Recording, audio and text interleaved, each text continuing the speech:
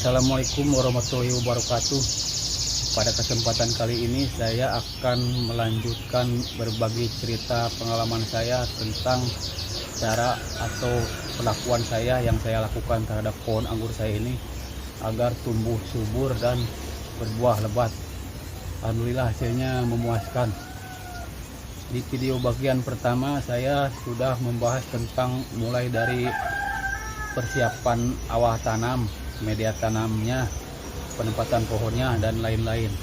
Di video bagian kedua saya sudah membahas tentang pupuk pertumbuhan atau pupuk vegetatif ya. Nah, di video ini saya akan melanjutkannya, yaitu akan membahas tentang pupuk generatif atau pupuk pembuahan atau cara membuahkannya ya. Semoga bermanfaat. Baik, kita akan langsung membahas tentang pupuk generatif atau pupuk pembuahannya ya. Ini ya pupuknya, dua macam ini, MKP dan ini KNO 3 putih PN pria ya. Kenapa dua macam ini?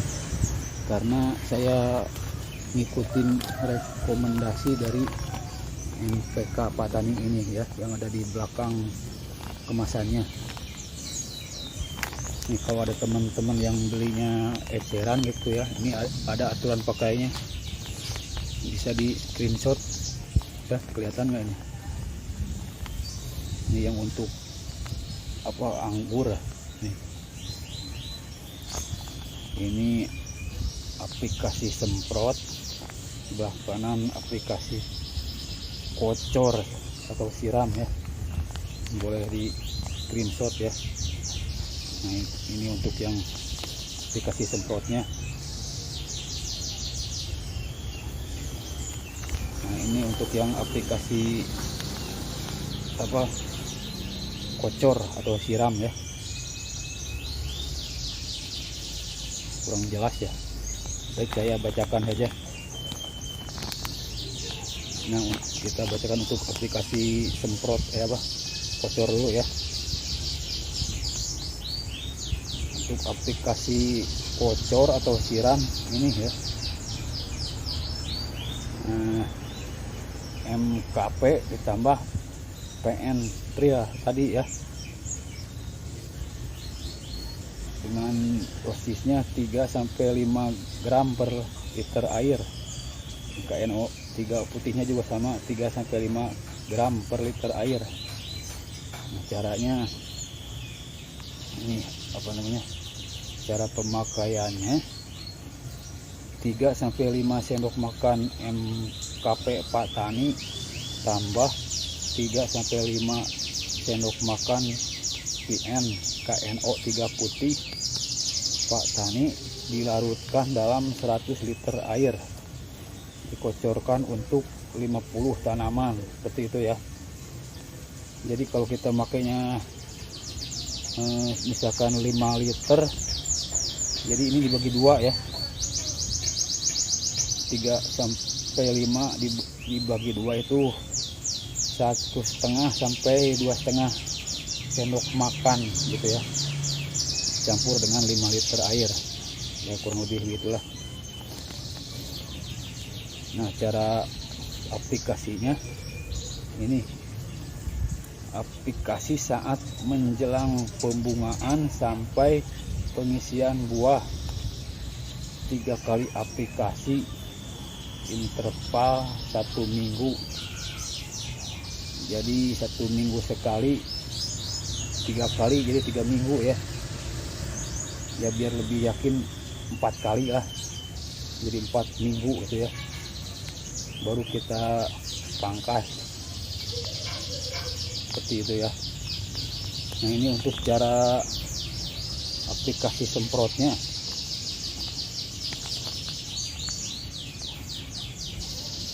Ini untuk anggur ya, anggur, stroberi, mangga, apel, 2-4 gram liter per 2-4 gram per liter air. Larutkan MKP Pak Tani dengan takaran 3-6 sendok makan per tangki semprot, atau 0,4 sampai 0,8 kg dalam 200 liter air ya. Kalkulasi lah ya berapa itu kira-kira. Kalau tangki semprot biasanya itu 16 liter, jadi tinggal dibagi 16 saja, ini 3 sendok makan ya. Kira-kira kalau 5 liter itu kan dibagi 3, kurang lebih 5 liter ya, dibagi 3, jadi ini 1 sendok makan per 5 liter, kurang lebih seperti itulah ya. 1 sendok makan per 5 liter air. Nah yang ini kalkulasi sendiri lah ya. Agak banyak ini hitungnya. Nah, kegunaan aplikasi semprot itu seperti ini nih, ada di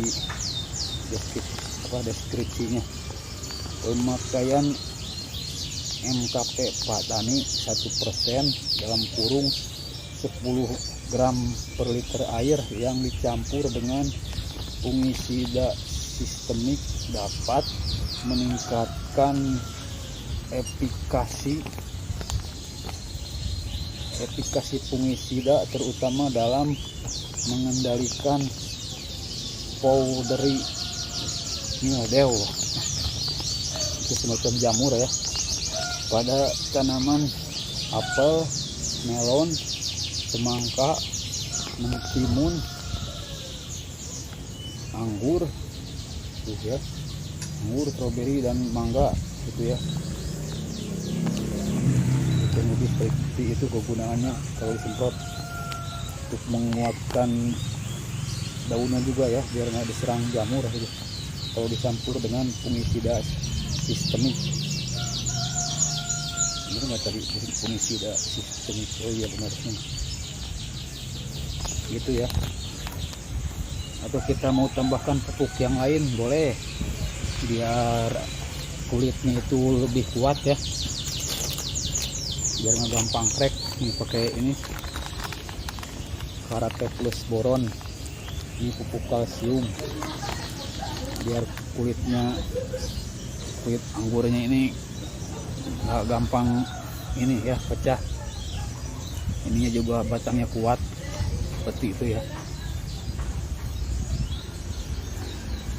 Ya selain untuk memperkuat ini kulitnya biar nggak crack, ini pupuk pupuk kalsium nitrat ini plus boron kan ya, bisa untuk lebih memaniskan buah anggur ini sendiri ya, nantinya biar lebih manis,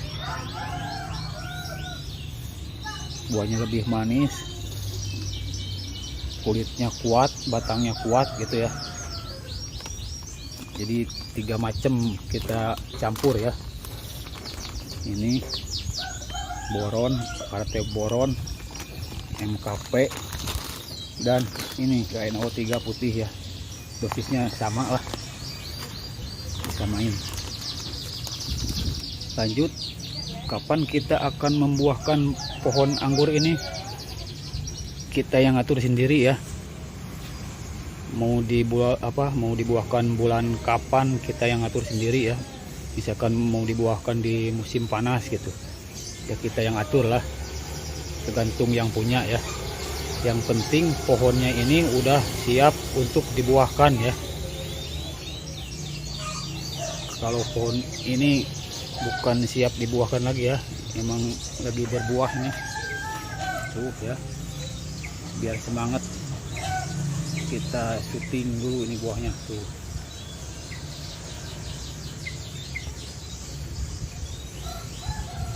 Nah, ciri-ciri pohon yang siap dibuahkan itu ya, pohonnya udah berkayu ya seperti ini.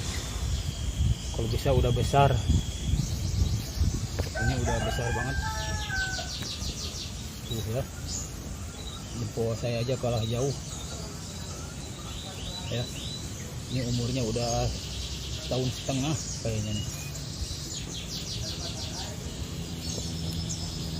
atau kecil juga bisa, yang penting udah keras aja ininya. Misalkan yang ini masih kecil tapi udah pernah berbuah juga ya. Ini batang utamanya masih kecil tuh, sama kelingking saya aja masih gedean kelingking. Tapi batangnya udah coklat, udah berganti kulit nih. Tuh ya. Terus batang yang mau kita buahkan udah sebesar pensil kayak ini ya. Ini kurang lebih sebesar pensil lah. Udah keras. Nah, dipotongnya gimana saja boleh ya, karena karakter anggur itu beda-beda. Ada yang mau dipanjang gitu, ada yang bisa dipotong dipendek, itu bisa ya. Kalau saya sendiri semuanya saya pakai, sebagian potong pendek, sebagian potong sedang di tengah gitu ya, sebagian lagi ada yang panjang, kadang dipotes pucuk juga gitu ya. Nah, biasanya yang buahnya gede itu dari batangnya yang udah sebesar pensil atau lebih ya. Pertemuan antara batang hijau dan coklat, ini gambarnya kurang jelas ya, hijau menuju coklat gitu. Nih, seperti ini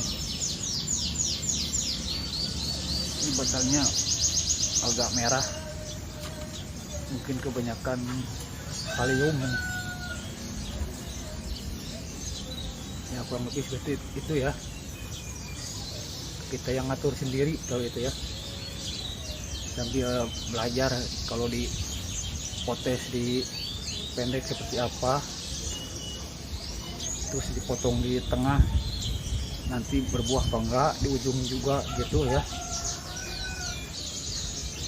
Kalau pohon anggurnya ini subur, di mana saja bisa berbuah ya. Yang nggak kalah penting itu pohonnya harus subur juga ya. Sebelum dibuahkan itu harus subur, biar nanti dipotong di mana saja bisa berbuah ya. Jangan yang seperti ini. Kalau ini masih kecil, masih masa pertumbuhan, masa vegetatif ya. Ini batangnya masih hijau, masih kecil, segede pensil aja enggak, ini lebih kecil dari pensil, belum bisa dibuahkan ya. Anggur seperti ini masih masa vegetatif, masih masa pertumbuhan. Kalaupun kita mau maksa membuahkan gitu, nanti buahnya nggak akan maksimal ya, kecil sedikit. Kalaupun bisa dibuahkan itu juga ya. Tunas air ini saya akan jadikan batang tersiernya ya, untuk nanti pembuahannya. Nanti saya sortir yang bagus untuk jadi batang tersier, yang lainnya nanti kita pangkas. Tapi sekarang saya biarkan dulu, biarkan tumbuh semuanya, karena ini sengaja ya, biar banyak daun dulu, karena daunnya itu sangat sangat penting. Ibaratnya daun itu dapurnya ini ya, dapurnya pohon yang memproduksi makanan buat pohon itu ya, dari proses fotosintesis itu ya. Jadi semakin banyak daun, semakin banyak makanan untuk pohon anggur ini ya. Ya, seperti yang kita lihat di alam bebas gitu ya, atau di hutan. Nah, pohon yang daunnya rimbun itu biasanya pohonnya gede ya,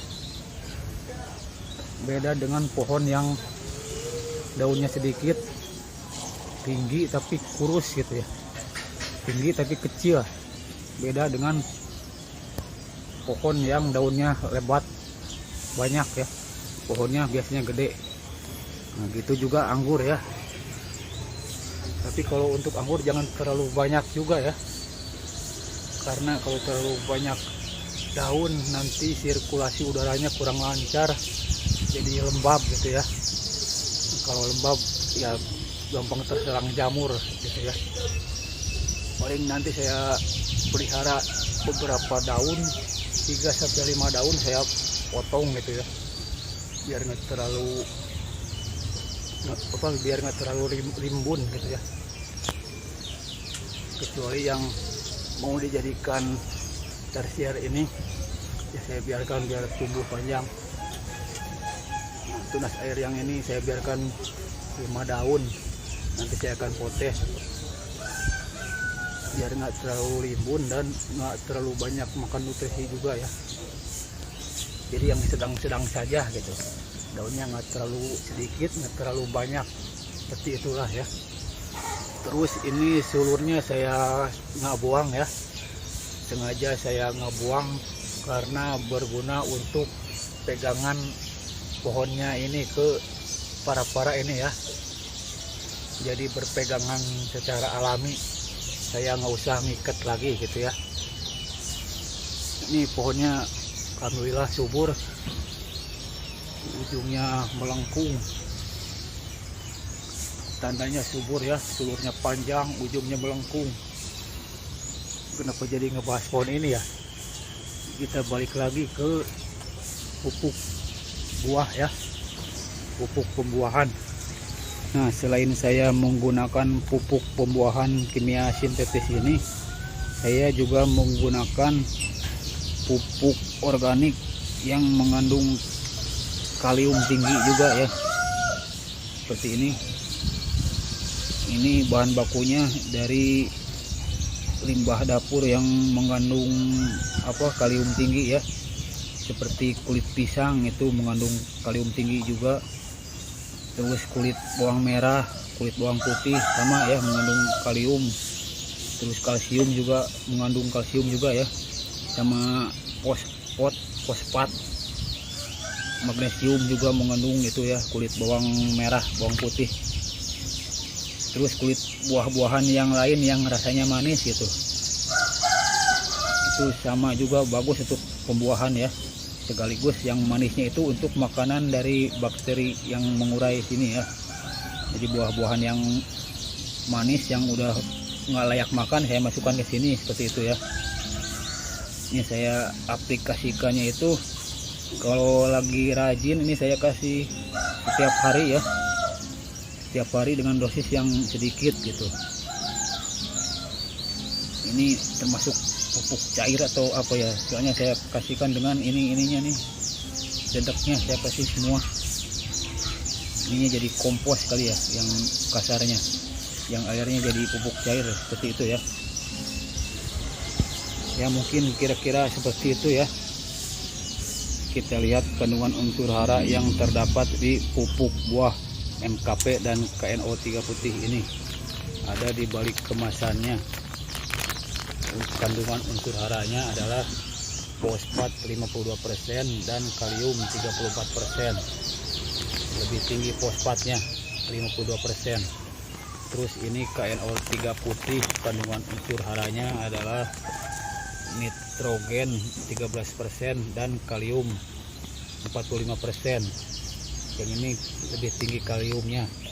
Jadi kalau digabungin kandungan unsur hara yang terdapat di pupuk buah ini, yang paling tinggi kalium ya kalau digabungin sama ini. Kedua fosfat, sedikit nitrogen. Sekian dulu dari saya ya. Mohon maaf jika ada kesalahan atau kekurangan. Terima kasih sudah menonton video saya. Semoga bermanfaat ya. Assalamualaikum warahmatullahi wabarakatuh.